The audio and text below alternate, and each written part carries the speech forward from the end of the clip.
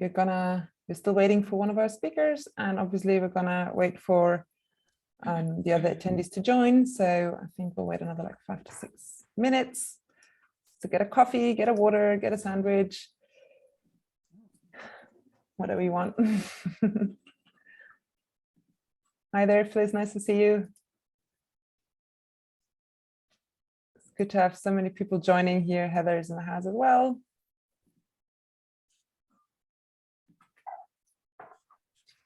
You will have already seen that the chat is disabled.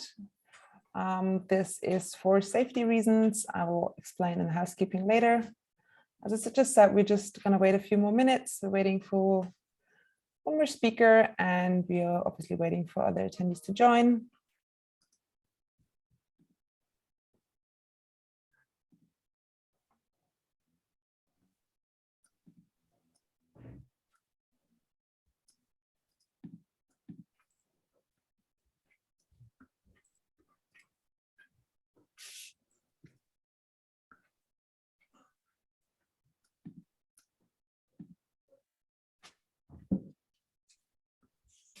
All right.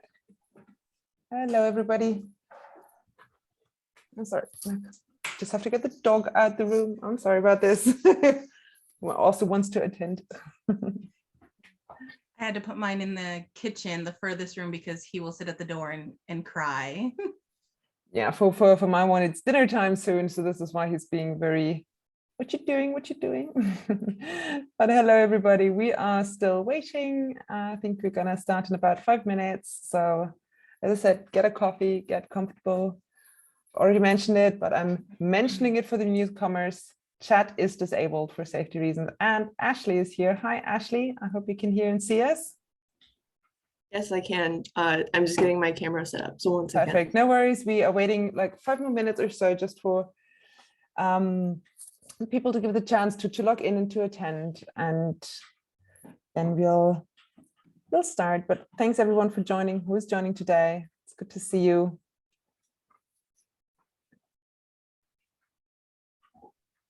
It's really nice to see some familiar faces in the audience as well from the first event and also from Impulse. Talking about Impulse, I see more Impulse speakers and guests in the audience. Hi, Ashley, good to see you. Again, Sophia, Ashley, thank you both for joining us today. I'm really grateful you're here. I'm really grateful we're doing this today. Again, just waiting a few more minutes. For the people who joined already, you will have noticed that we are recording this event. I will say again more about this in housekeeping, because housekeeping is very important today. So we'll dedicate a few minutes to that. All right, more people joining. Hello, everybody, and good morning, good afternoon, good evening, wherever you are. I know we're quite an international crowd today. I know we have guests from the US, from Europe, from Asia, all over the place. It's good. It's good.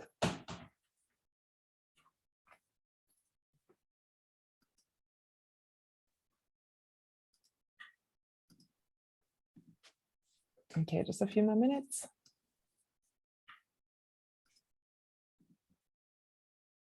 And don't be surprised, the chat is disabled for a reason.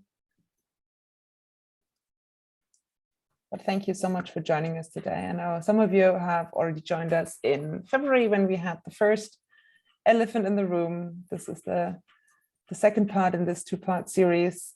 And I'm really looking forward to having this conversation today. I'm really grateful for our guests, and I'm really looking forward to, seeing how we can move forward and how we can get a positive outcome of such a difficult topic. So thank you for joining us. I see more and more people are logging in, so it's making sense that we're waiting. We will start 5 minutes past the hour, so 2 more minutes. So still time to get drink or snack or to just get comfortable.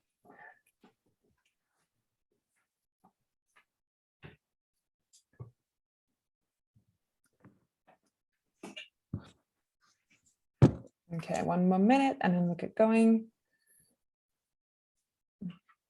Just if you haven't done so already, mute your microphone, but I don't think you can speak anyway because it's a webinar form.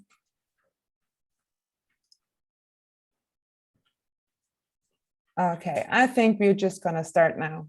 I'm just gonna say thank you everybody for joining. I know some people are still dropping in, but we want to make the most of the hour, which is why we are starting now.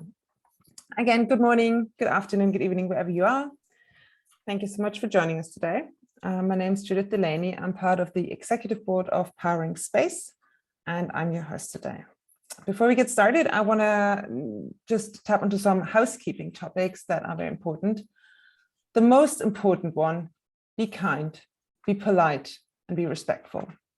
This is what we're expecting of everyone in here today. You see already that this event today will be recorded. You can share it and rewatch it later. It's, I think, important to keep the conversation going. So please do so. We do invite your comments and questions. There is a Q&A box that you can see in the bottom. Again, also in the Q&A box, be kind, be respectful. We do not tolerate any abusive comments, any form of harassment, any comment that could be considered like a troll comment. This is a topic that is a sensitive topic, so this behavior will be monitored. And very important, people who do not adhere to these housekeeping rules will today be removed. It is a sensitive topic, it is a difficult topic, and we are here to keep our speakers safe and to make sure that they're feeling okay. So we'll be very strict, and I hope you understand that. One more thing I have to say, because of the topic, both of our speakers are allowed to end today's topic if it's too much, or today's talk at any time. Also, if I see that we have too many disruptive comments from the audience, or we see abusive or behavior from the audience, we might end the event. It's more important for us that everyone here is safe and comfortable than having the perfect event. So thank you for respecting that. I know this is all very, very strict rules today, but I'm sure you understand. Lastly, I just quickly want to give a trigger warning. You see it on the screen already. We want to make sure that also our audience is safe. So be aware that we are touching on topics like sexual harassment, abuse, and bullying today. And take a minute or two, think of your own mental health, and make sure that you're up for today's talk. And if you feel overwhelmed, do leave. Make sure you're safe and you're okay. Okay, with this, let me again welcome you with a smile on the face, not just you can't do this, you can't do that, and say thank you for joining today. And let me quickly give you a reason why we're doing this, because as you all know, Powering Space is about space communication and space outreach. It is our job, or we see it as our job and our passion, to talk about important issues in the space sector, and this is one of them. Last year, we saw a lot of cases come forward in Europe and in the US talking about what's going on in the space sector, and we as Powering Space thought about what can we do to make sure that space is safe again. And we decided to have this event series because we see it as part of our role to get communication going. And this is why we're here today. Okay, so with this introduction, let me just say hello to our guests. Thank you so much for being here today. As I said, we had a lot of women, female identifying people specifically, because unfortunately, these are the people who are mostly struggling with what's going on in the space sector. We had a lot of women speaking out, but we have two women who are really incredibly brave with being here with us today and talking to us directly. And I'm really grateful that you're here. I would like to introduce you both first before we get going. Sophie is here with us. Sofia Sanchez is a space writer from Chicago, Illinois. She currently covers the space program, offering a local perspective on the blog she founded, which is called Cosmic Chicago for Chicago Now. And she's also working as a STEAM program creator and communicator. And she's combined her love for writing and science communication to craft stories that would reach a wider audience. Sophie, thank you for being here today. We also have Ashley with us today. Hi, Ashley. Ashley Kosak works as an operations program manager at Apple. She has a degree in mechanical engineering, and she used to work as, and I'm reading that out properly, mission integration engineer at SpaceX. Last year, she has published an op-ed on the website Lioness, where she criticized SpaceX, and I'm quoting here, as environmentally responsible company so rife with sexism, the only remedy is for women to leave. I'm really grateful that you're both here today. I'm really grateful that you're speaking out. I talked with both of you beforehand, and you both know that it's been very difficult to find speakers for the event because it takes guts to speak up. It takes guts to be open about it. And it's totally understandable that not every woman feels safe talking about it out of fear of retribution, out of fear what might happen to them. And also a lot of people that I had talked to in advance of this event just weren't allowed to actually speak out because there's ongoing investigations and they just can't say anything. So this is why I'm so grateful that both of you are here, that you have spoken out, that you are helping other women feel safe to speak out. And I think with this, we're just gonna jump right into the event. Hi, Ashley. Hi, Sophie. Would you be open with disclosing as much or as little as you want about your experiences and the reason you're speaking out today? Sophie, would you like to start?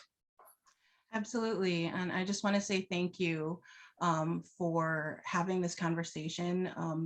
Speaking about sexual harassment, bullying in any industry is hard. They're hard conversations to have, and a lot of people would rather avoid them. So thank you for lending us your platform.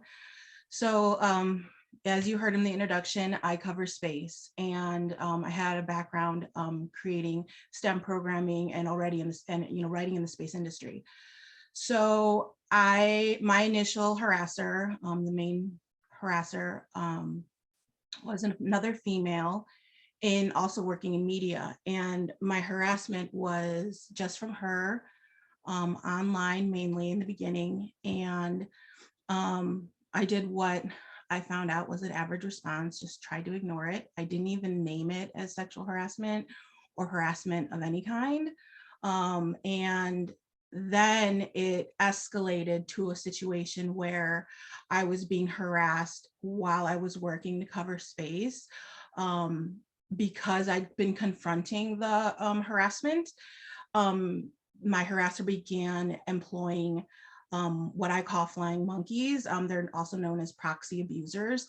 And so a rumor, basically there was a rumor that was spread prior to just online and then at the Cape, and the rumor was a sexual rumor about me, basically that I was not actually media, that I was a phony, and I was employed in the sex industry. So this rumor was spread by a second female reporter at Cape Kennedy at NASA, where I would be working. And, it gets spread among the media.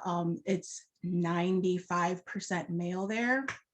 And I began experiencing frequent verbal and physical sexual harassment, intimidation.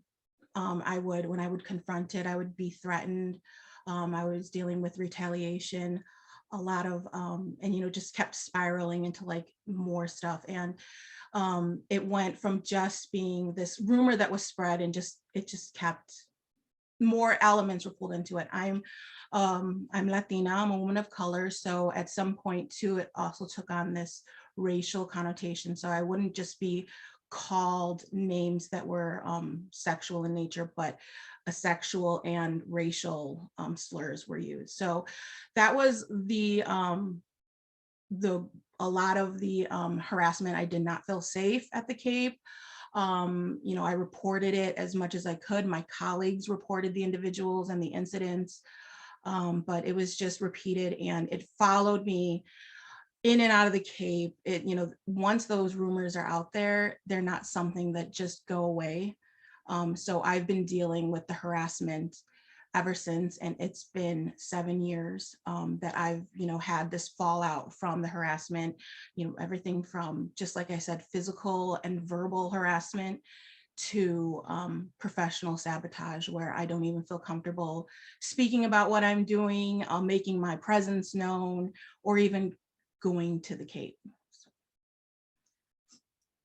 Thank you, Sophie, for sharing this and being so open about it.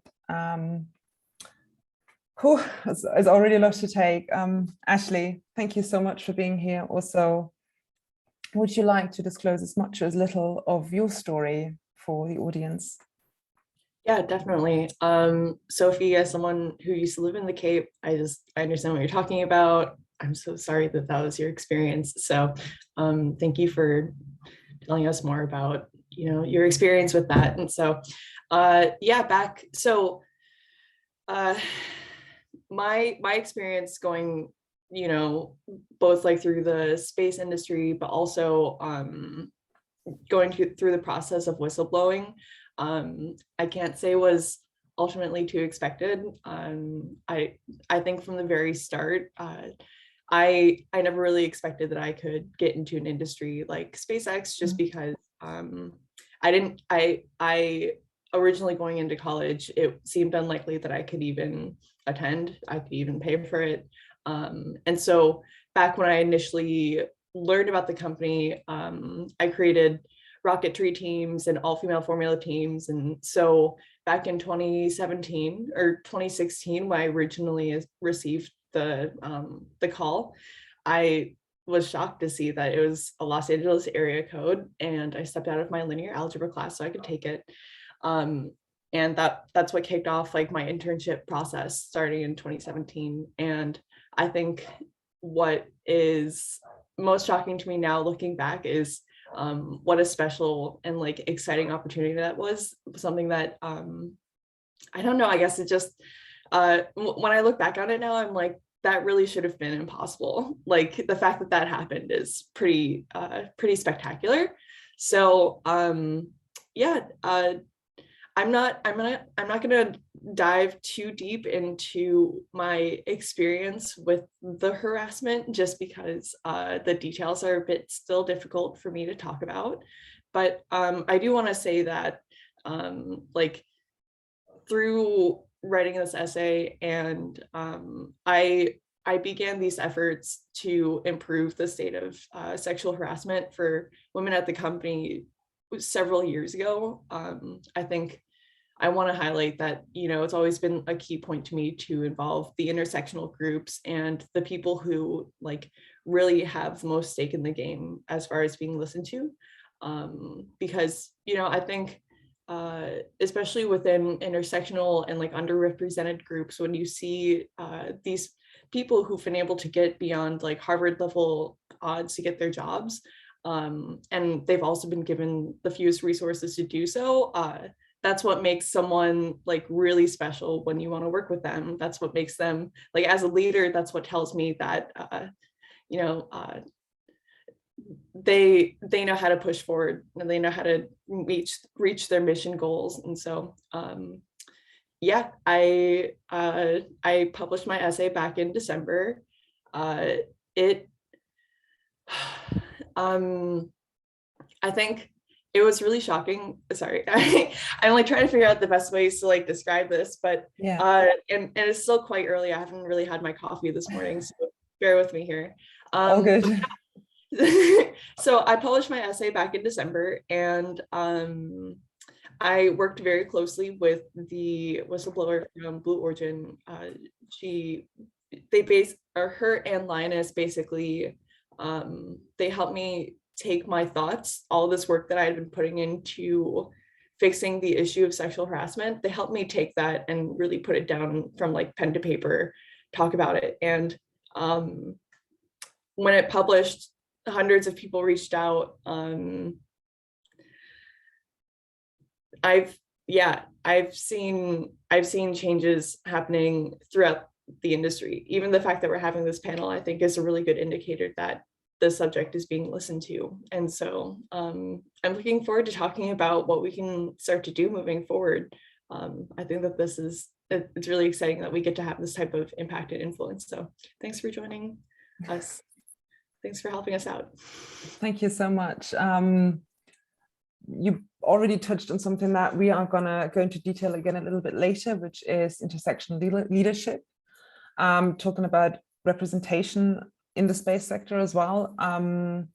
Just again to clarify for the audience, obviously, harassment, abuse knows no gender. You know, it doesn't matter how you identify yourself, you might be a victim of abuse and harassment.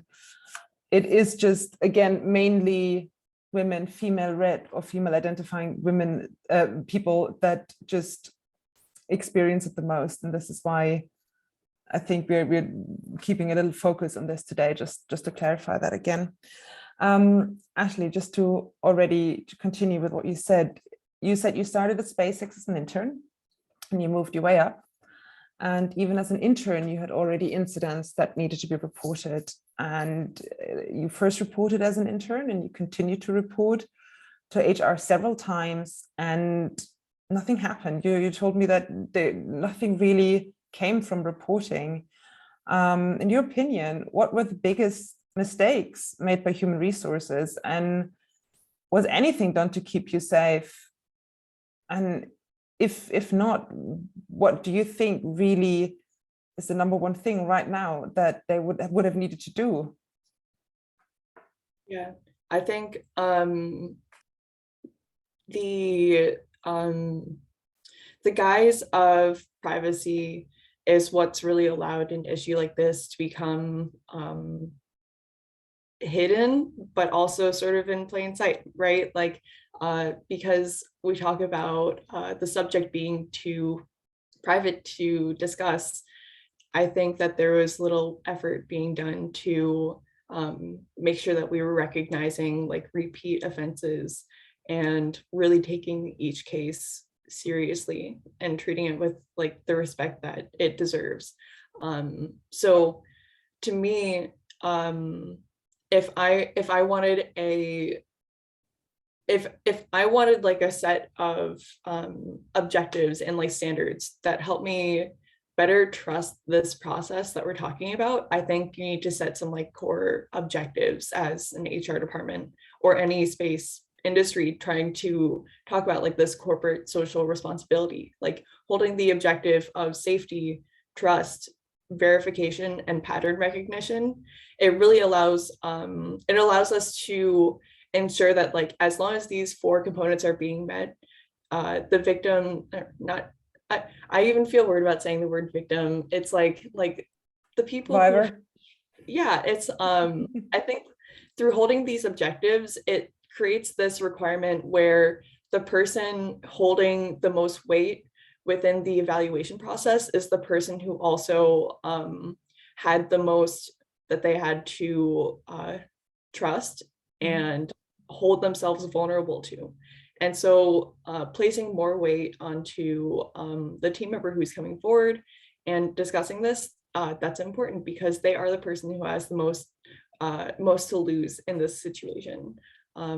So yeah, safety, trust, verification, pattern recognition. I think that those are the things that would, those are like the objectives that would be most important for creating a policy that helps you better address this issue.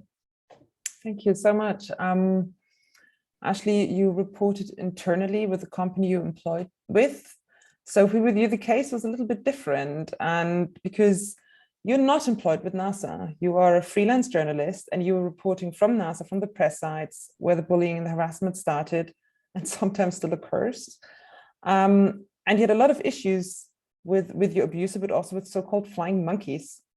So can you maybe explain to our audience what flying monkeys are and what struggles you had when reporting the incidents, considering you're not an employee? Certainly.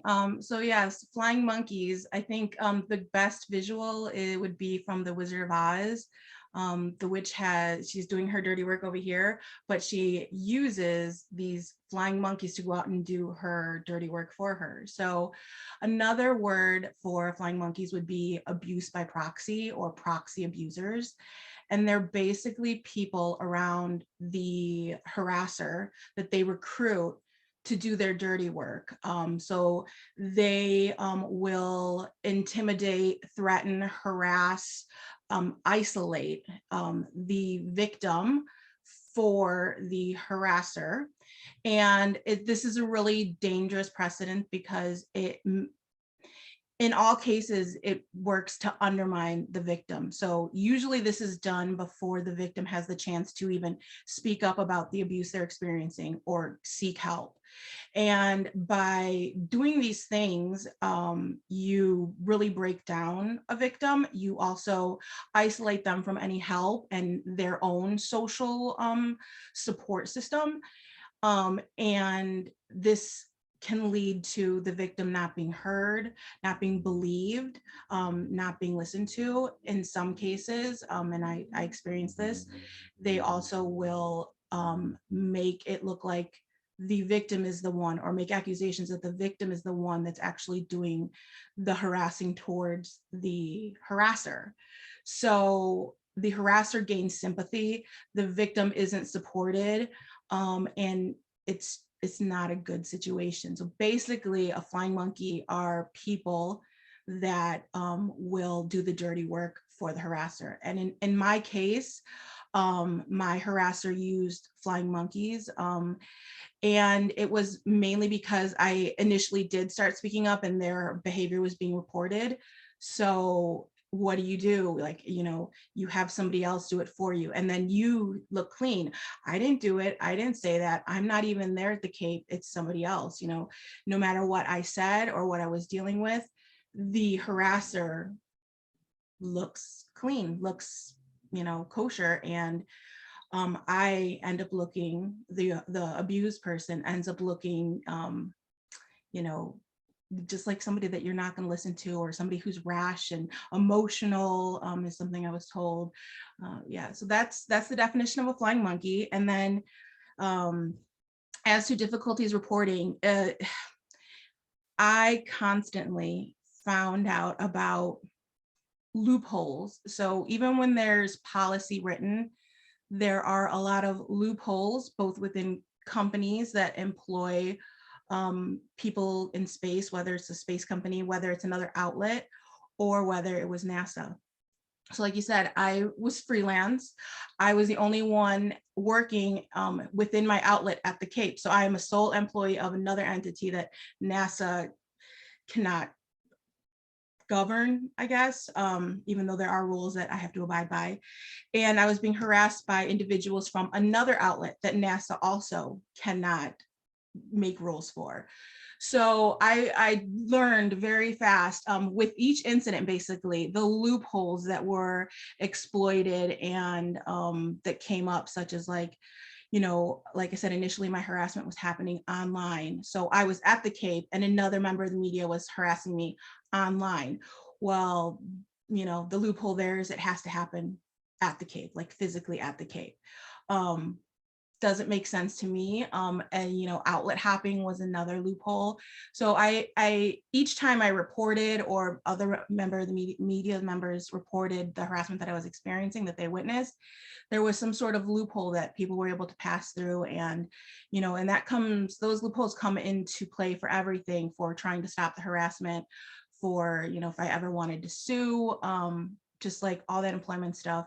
NASA basically would take the report and kind of like SpaceX, they have clear policies for employees and contractors, but not anti-sexual harassment policies for members of the media. So, and not a safe way to report, what I would consider like a safe, responsive, clear way to report. So I would just have to report the harassment to whichever PAO was there handling us. And that report could end with them. They could just brush it off, or if they wanted to, take it higher up. I never experienced anyone taking anything higher up or actually doing anything about my harassment. So these reports just kept being made and just dropped there. So that was very difficult to deal with. And, I constantly had conversations with public affairs officers and employees about what changes I thought, needed to happen in order for me to feel safe. And there have been some changes, but there's still a lot of work that needs to happen. Thank you so much. I just quickly want to just say something here, just in case we have a member in the audience who maybe felt like what they heard applies to them. I think what you already heard, it's important to find support. And I just quickly want to point out that the first elephant in the room was with the founders of Astra Advocates and Allies, which is a group that supports survivors of sexual abuse and harassment. We have two of the founding members in the audience today, Callie and Heather. Again, thank you for being here. And if what you've heard today rings a bell and you feel this is something that you've experienced and you feel like you're left alone, please reach out, please look for support and know you're not alone. I just want to quickly say that here because I think it's important to point out, especially as both of you experienced, reporting without actually going anywhere. So just know there is support. But talking about support, Sophie, Ashley, did you tell your coworkers, your colleagues about it? Was there support? Did you feel like that made a difference?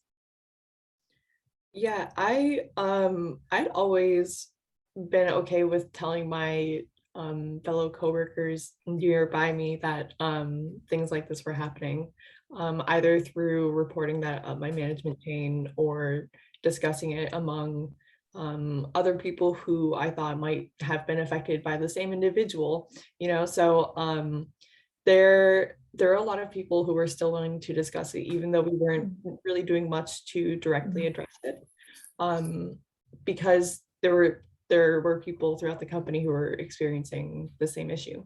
So I think holding these conversations with especially with the people who often I was delegating to, and really listening to their experiences when they were sitting in such an uncomfortable power dynamic. I think that that's what really gave power to the movement of improving sexual harassment, basically, because there's not much else that you can do on the subject except talk about it. And so being able to discuss it openly, that way when you have to report the serious things, you've got the wording, you've got the understanding of how to discuss these things and how to report them. And there's community in holding these conversations out, so out in public too. So yeah, a lot of support from the people I talked to. I was glad to hear that. Sophie, how was it for you? So yes, my colleagues knew, and yes, I felt support in the beginning, especially because of the workspace that I was in. It's an ever-changing newsroom.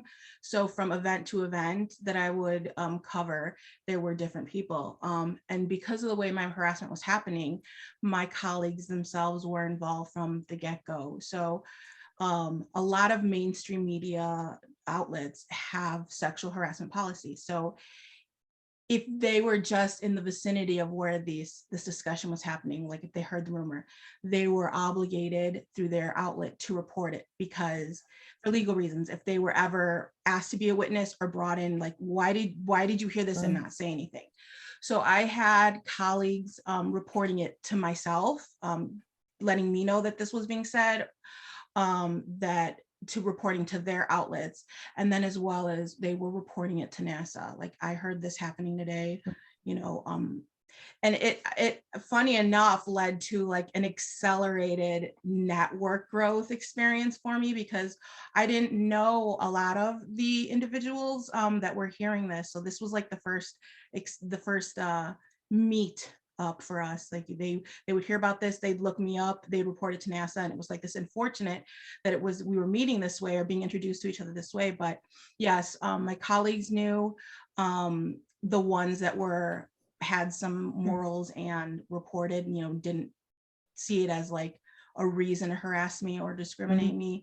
And then because I did already have a set of colleagues that I was with, when they knew that I would be at the Cape, because I was speaking out about like not feeling safe, or just how do I guard myself and protect myself. I would sometimes have, other colleagues volunteer to be, like personal bodyguards. Like, if you need someone to stand with you or stand near you, we're here, look for us, seek us out. And like I said, that in the beginning was, I felt very supported, and that kind of diminished or in a way because of how long it went on, but then also because so many of them were seeing that in reporting, they were dealing with retaliation, which was another issue that I brought up to NASA. Like, you know, the reporting isn't always kept confidential. So they were experiencing retaliation. And, you know, as women and just everyone in general, they would see that, you know, reports would be going in and nothing was happening. So why are you going to say something? So yeah, and unfortunately, my main harasser had a lot of influence in the space community. And so there was a fear of speaking up.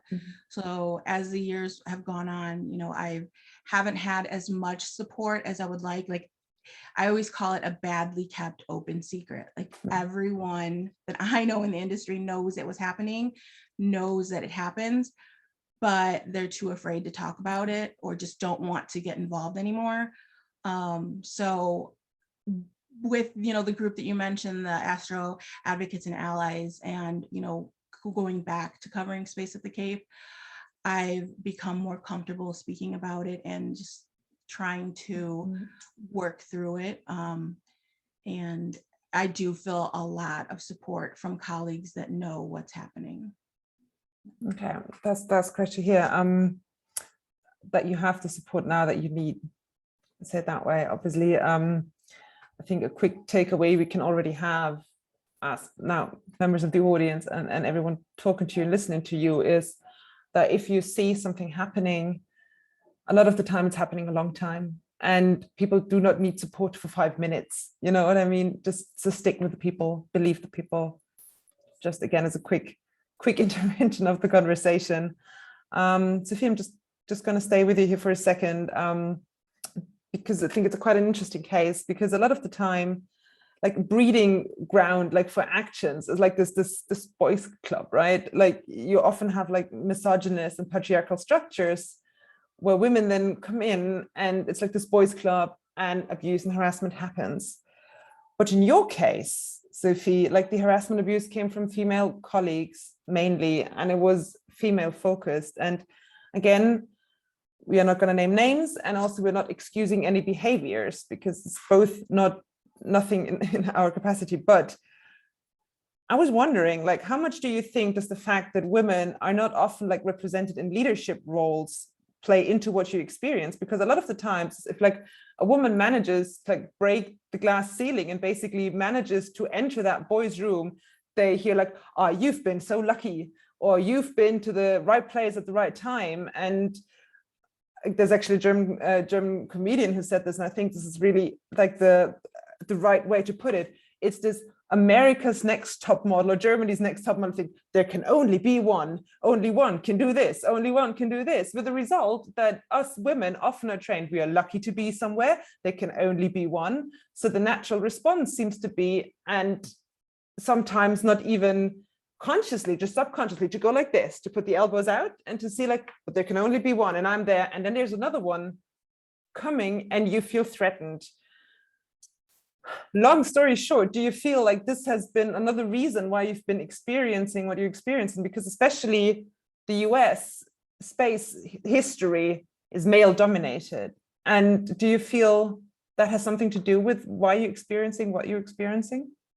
Yeah, definitely. I you know, like I said, when everything first started, I myself didn't put a name to it. I didn't call it harassment. I didn't call it sexual harassment, even though it clearly was that. You know, I learned it's very taboo to accuse other women of harassing you, especially sexually harassing you.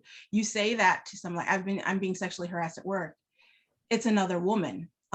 It's not something that a lot of women speak out about, the harassment, the bullying.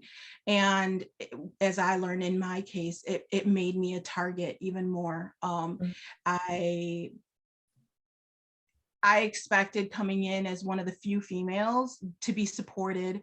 Every other environment, every other industry I'd worked in STEAM and in covering space, I was very supported by other women. And so it was kind of a shock for that not to happen from the very beginning or throughout, because you hear all these phrases like, you know, we're going to lean in together. And as women, we should be working together to help create, to change the status quo in the newsroom, you know, and change this toxic environment. But I think that competition, that, you know, this is my turf, I'm here, I'm at the top, that need or that feeling sometimes to protect what you've built, in certain women, it leads them to take on behaviors that, I guess, the best description I could say would be like toxic, what we see as like toxic masculinity in the workplace. Women begin to sometimes model that behavior towards other women, and they take on actions that fit the culture of the work environment. So you had women that were themselves complaining about the Kennedy Space Center newsroom being a toxic environment and a toxic workplace for women, actively creating a toxic environment for myself, for other women.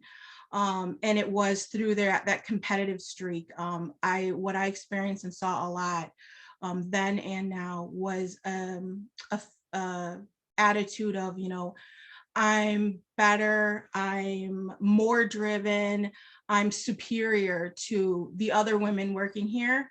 And that would lead to them speaking to or about other women in demeaning ways, belittling them, their work, and undermining their fellow females at the Cape. And that's just very toxic behavior to be dealing with. And the danger in that is that as a female doing that, your other colleagues, the males in the newsroom, see that as just drama. Oh, that's a cat fight. There's some mean girl behavior.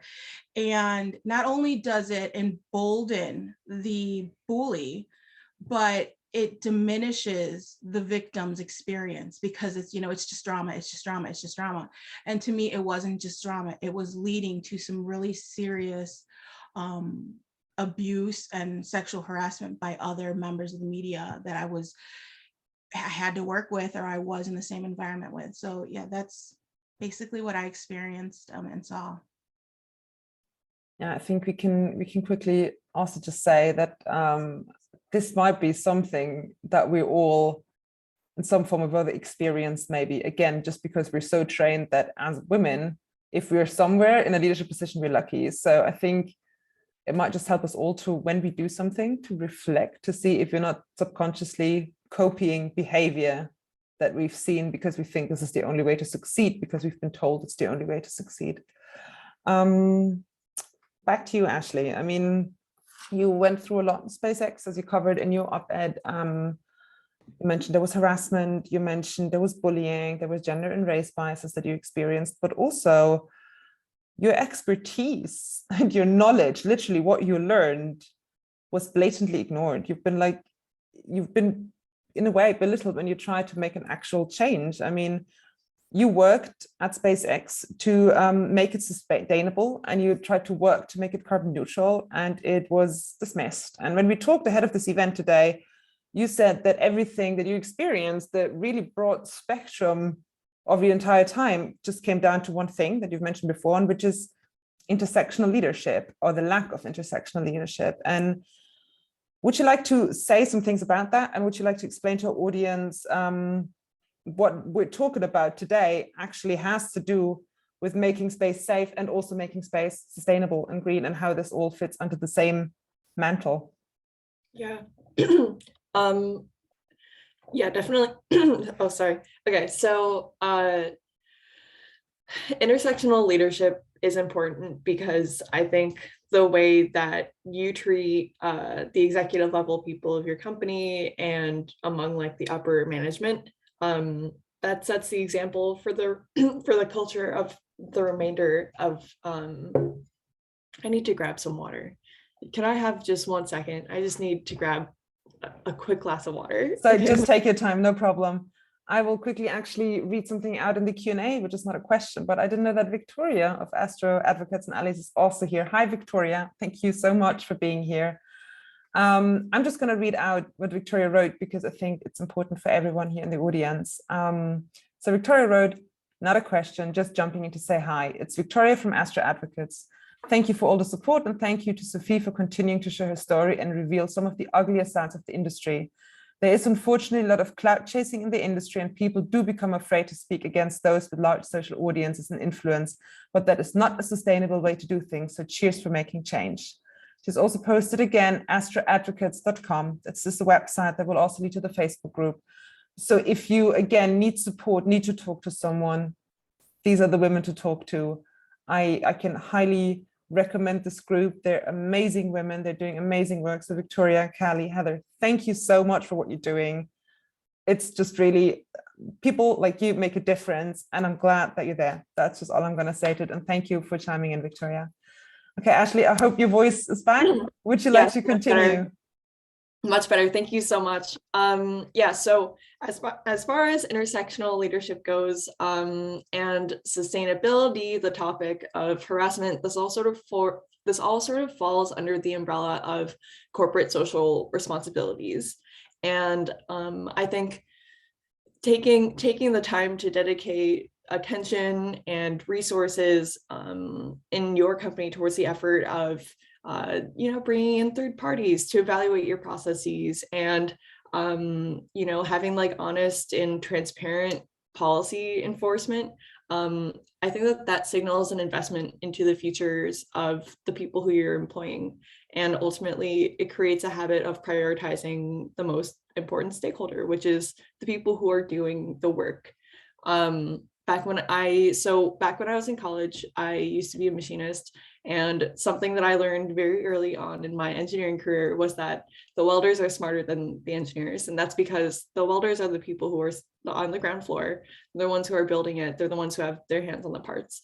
And so sort of the same mentality where it's like the people who are putting in the most like sweat equity and are sitting at the most vulnerable position, like that also means that they've probably got some key insights into your company that you want to know, and it's important that you keep that knowledge within your company too. So I think ensuring that your team is fed, well rested, not getting traumatized by harassment, and safe, you create like a more vibrant and flourishing team. It's sort of like watering your plants in that way. You prioritize them, and prioritizing corporate social responsibilities, including sustainability, but ultimately like intersectional leadership and the principles of equality within your company. Creating those policies, it makes it clear to everyone what we're working towards. It makes it a non-political approach towards clearly defining your goal. So thank you so much. Yeah, I think a change in leadership is something we need in a lot of industries. We definitely need it in the space sector sometimes still, because just a lot of the times it's not healthy. Ashley, Sophie, thank you so much for giving us so much insight into your stories, and for maybe opening a lot of eyes today of what's actually going on, because we heard the term open secret today, and I think a lot of the time it's an open secret, or as you like to call it, the elephant of the room. Everyone knows it's there. No one is talking about it. And the fact that you're sharing maybe makes people look a bit more, and maybe, watch out for colleagues around them. But we're actually also here today, not just to discuss what has happened, but on how we can move together, like forward together. How can we make a positive impact? What can organizations, individuals, companies do to make space safe? Because it is not as safe as it should be. And so I want to obviously sweep right into this next part of the conversation and see solutions. So the first thing is statements, public statements. So when a case is made public, a company and organization needs to react. And a lot of the times, one of these reactions is publishing a public statement saying, this is the case, this is what we're doing. And a lot of the times, the statements we read are just really lackluster. They just seem like, okay, we have to put something out, but there doesn't seem to be much thought behind it. So again, from a survivor's point of view, what do you think, Sophie, Ashley, needs to be written in a public statement to show survivors that it's not just crisis management, but actually taken seriously? I think I agree that a lot of them are very reactionary. And for me, the best ones that I've seen, or like what I would like to see, is first and foremost an acknowledgement that this has been brought forward and that the company is looking into it. Also concern, understanding, and respect for the victim. Usually any mention of the victim is just entirely kept out, and there's doesn't feel anything personal, not really personal, but showing concern for whoever brought the complaint forward. And then also anything indicating that an investigation is happening now, that this has started an investigation. And that's, you know, and you want to see that right away as soon as a complaint is made, not 2 weeks, 3 weeks later. And then of course, you know, also including a follow-up statement, like once an investigation has wrapped up, that if necessary, an apology to the victim, where companies address any internal procedures and policies that need changing, addressing the creation of anti-harassment policies that might not be there, or even that they're looking at them or reviewing them. Because as I've said in my, you know, from what I've experienced, there's a lot of loopholes in policies. So indicating that perhaps like what happened wasn't covered in our policy, that harassment doesn't always happen this way. We know that. So that there's room to improve within the company and improve internal procedures and training. That's what I'd like to see in statements. My opinion on this is that personally, I don't expect companies to make public statements regarding the issue. I think that's mostly because I think a public statement, especially when you're the person who is like openly talking about the issue, or if you're the person who's bringing the issue forward, sometimes a public statement, depending on who the audience is, can draw a broad and incorrect type of message towards the issue. And so there's definitely ways that like this, it can be communicated. And like, I don't criticize companies that would make a public statement, but I don't think that that's a necessity for me to feel vindicated as a person who like wants my issue to be taken seriously. I think to me, it more matters about like the action that's being taken internally, like the quantifiable steps. So. Thank you. It's actually really interesting to hear two very different approaches to the topic, but it just shows that it's really important, both of your approaches, to take things seriously and to make sure to believe the victim and to take steps, because what both of you said is an investigation, active steps need to be taken. And I think we can all say it's really important to tell a person reporting, I'm believing you. Believing does not mean you're not investigating the case, but just again, that you're taking the person seriously and not just dismissing. So I think this is definitely something that either way should be made clear. You both told me today and also before that the number one issues that you basically both had when you reported the cases is that there was actually no proper structure in place to deal with it. There was no panel, or there were loopholes or whatnot. So you reported and people just were like, okay, and that was it. So obviously a lot of things need to be done, you know, just to make sure that you have a good structure. But if you would break it down, what is the number one thing you both think that every company organization should have in place or be able to call into action if an incident is being reported? I think it's really important that everyone within the company have access to clear objectives and goals when it comes to creating, or when it and like access to clear objectives and goals for the process of reporting whatever harassment that needs to be raised.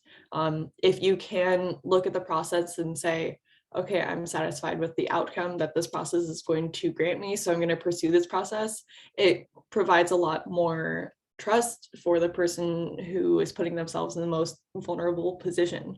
Oftentimes I found that when I wanted to raise my concern, there wasn't a clear-cut flow chart that was going to explain to me, okay, well, if they say this, then go ahead and go do this. And also go publish an essay at the end of it. Like there was nothing that was going to guide me on how to do this. And so instead of hiding the fact that this needs to be done and hiding the fact that like we do need to talk about it when it happens, I think it would be extremely bold for a company to lay out their process in a clear and accessible way for everyone involved, because that shows that they're taking action and they're holding themselves accountable to it. They've shared it with everyone, and now everyone can see exactly what's happening next.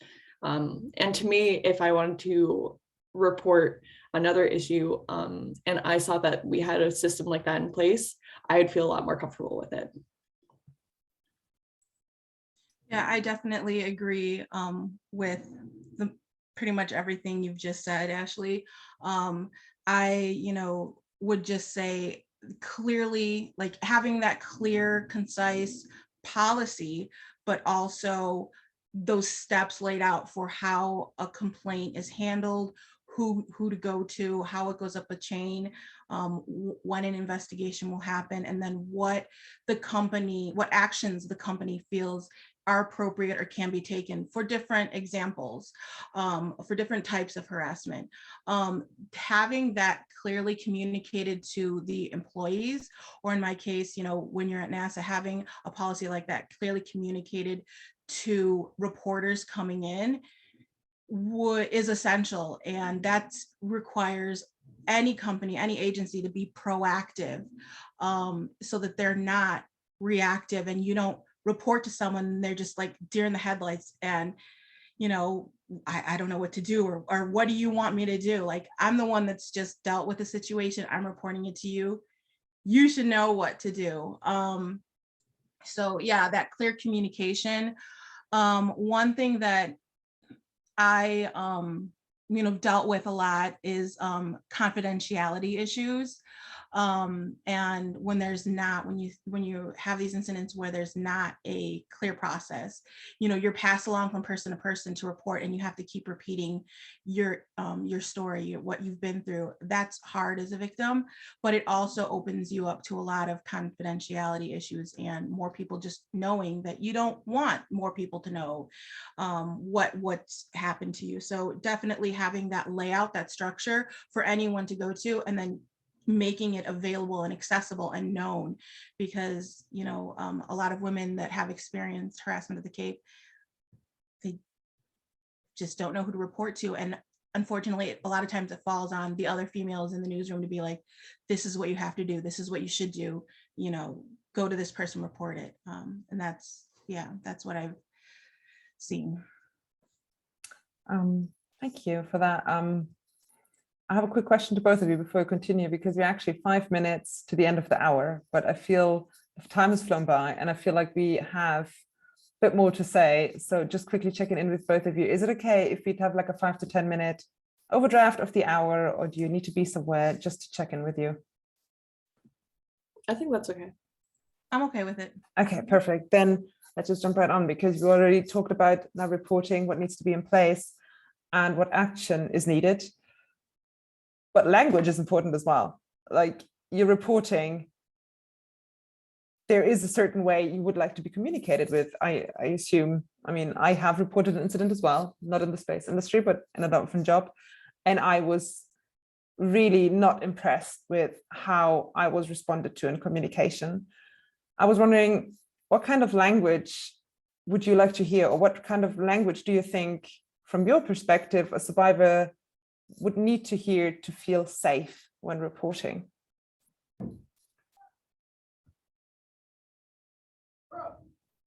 I guess I'm trying to think about this from the perspective of what I've heard in the past when I've reported.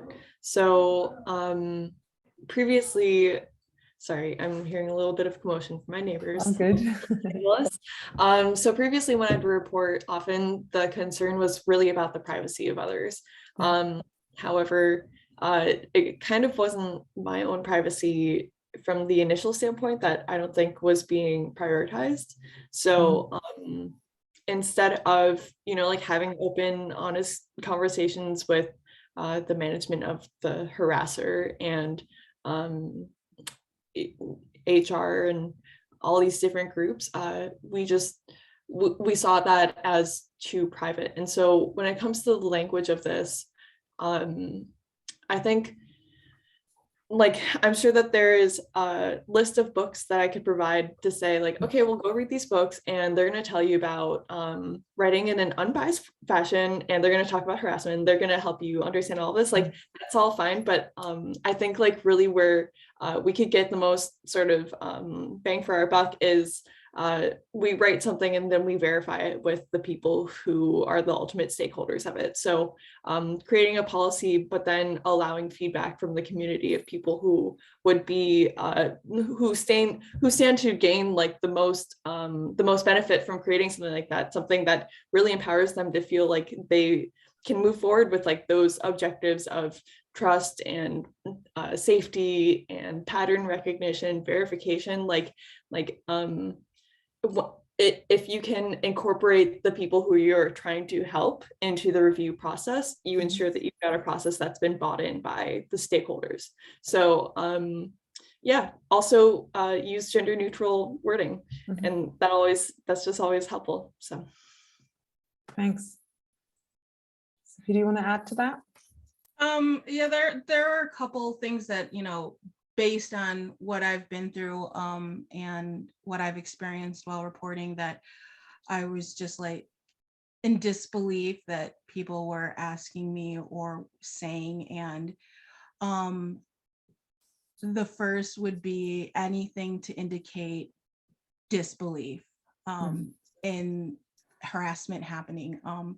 And this, you know, like I said, most of my harassment happened while I was at NASA. And when it came to me reporting, the one thing that I would hear over and over again was, what do you mean we don't think, or we don't have a harassment problem here? Like, I've never heard of harassment happening. I've never heard of this being an issue.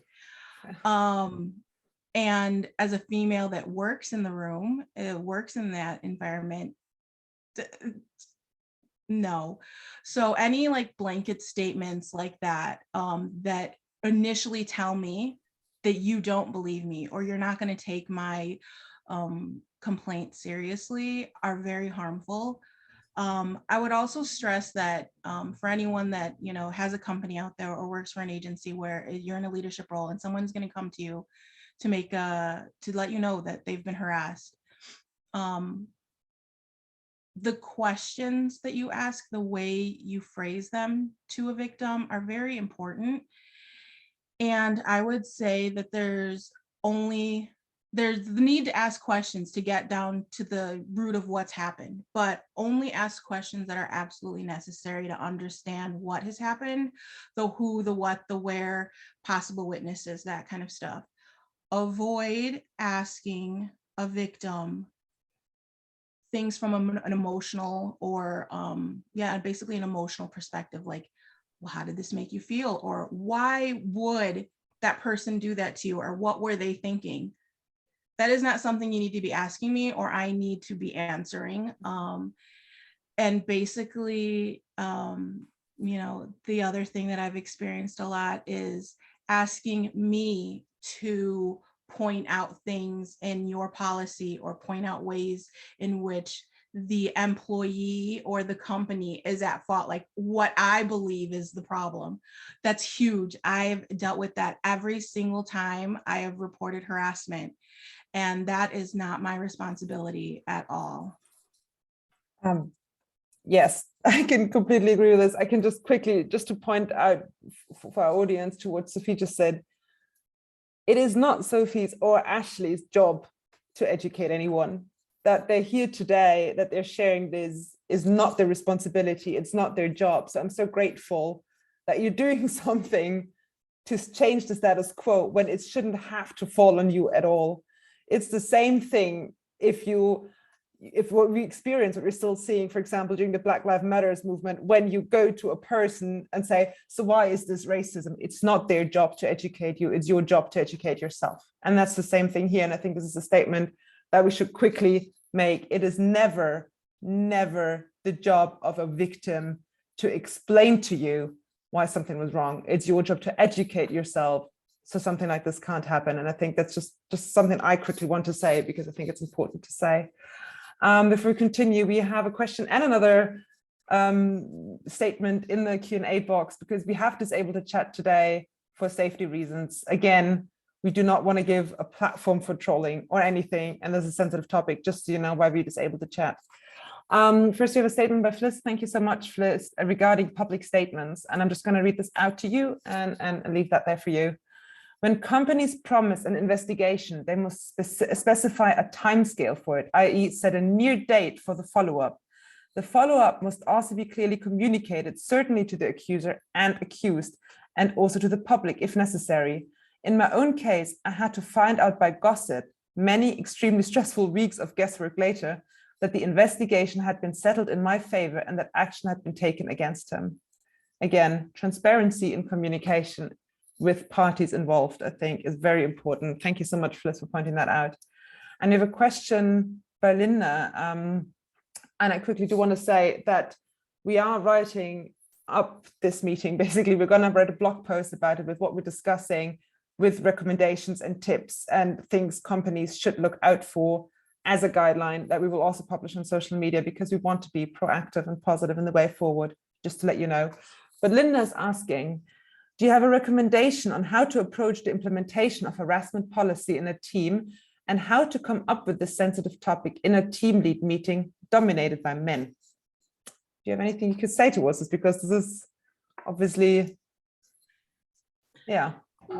I think when, especially when writing a policy like this, and even after preparing all of my statements for today, I was like, oh, okay, like this is sort of the beginning of my policy that I'm going to write for my own company. I think that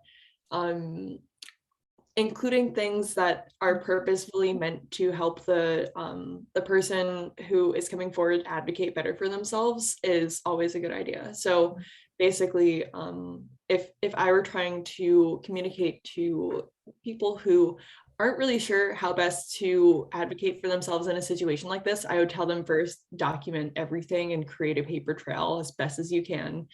Save that documentation, send an email regarding your concern and when it happened, send it to all the relevant stakeholders, get the right people involved. And, you know, this conversation, it's a sensitive topic, but it's also part of becoming comfortable with talking about the uncomfortable. This is one of those facets of the process of really improving the culture around harassment, where we learn how to talk about it openly in these team lead meetings. And so it's okay to go into those meetings and say, like, I recognize that this is going to be uncomfortable. Like, this is not something that we're always talking about. But even holding smaller scale sessions, like discussions one-on-one in tiny groups, leading up to holding like a full team lead meeting, or at least like discussing it first with your team members one-on-one before bringing it into the team lead meeting, that can ensure that there's no culture shock about it. People know what to expect. They can come prepared with whatever confidence building things that they need to come prepared with. And so, but yeah, definitely include tips for people on how they can better advocate for themselves while going through that process. I think that would be super important. Thank you. We're talking team leads, we're talking co-workers. So let me quickly jump to that. You're a co-worker. You see something that doesn't look or sound right. You feel like, okay, this is icky. What can they do if a coworker sees something? Would you have felt comfortable? Let me phrase it this way. Would you have felt comfortable with being directly approached by coworkers saying, hey, I saw this? Or do you think maybe don't approach it directly? Maybe they confide in something else. What do you think can coworkers do if they see something or if they've been confided in at the workplace? It's a very broad question. I know this is probably difficult to answer, but you can obviously just, from your perspective, what would you have liked to see maybe? I wanted to give Sophie the opportunity to answer this. I don't know if you have any experiences with coworkers elevating. Yes, I do. I am very comfortable and very appreciative of coworkers stepping in immediately, because, as I've experienced and learned myself over the years dealing with this, it nips it in the bud really quickly. When I was experiencing harassment, it was, a lot of it was verbal, right in my face. And I did have colleagues place themselves physically between me and a harasser, and direct any conversation and questioning to them. So I mean, if I'm being harassed, I appreciate help. I appreciate a colleague approaching me when it's happening, after it's happened, and offering support. Do you just need me to stand with you? Do you need me to go with you to find a PAO to report this to? Do you need help? That I appreciate, and I've experienced a lot of that in my career while I've been harassed in person. And it also happens, it's happened online too, where I've had colleagues confront my online harassers. So yeah, I think I think I've been comfortable doing it as well for other people. When I've seen it, I shut it down. I've become very vocal over the years. Before I was just like, I'd freeze, because you never know how you're going to react to harassment. And I used to just freeze and quietly try and deal with it and just go, report it privately and quietly. I no longer do that. I get vocal right away. Why are you touching me? Why did you say that? Very loud, because that shuts down your harasser like that, and people notice and people will step in and help. Thank you. I think you just very much advocated against silence, just to always speak up for yourself and for others. And I think there's maybe something that we can take away from this on an individual level. And sticking with the individual level, this is actually my last question I have for you.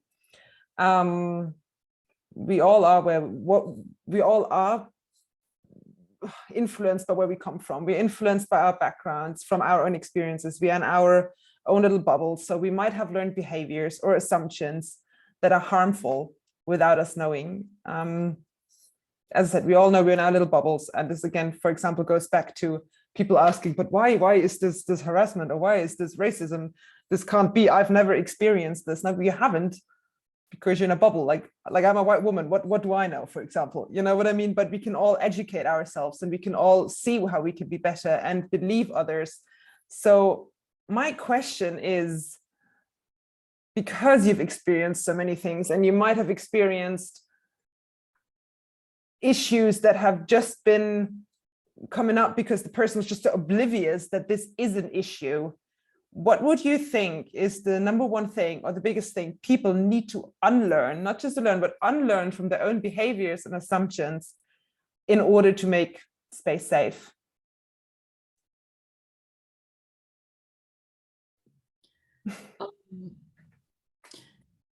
There's a lot of self-reflection that's required for people to improve on the way that they go about having like implicit bias and unconscious biases.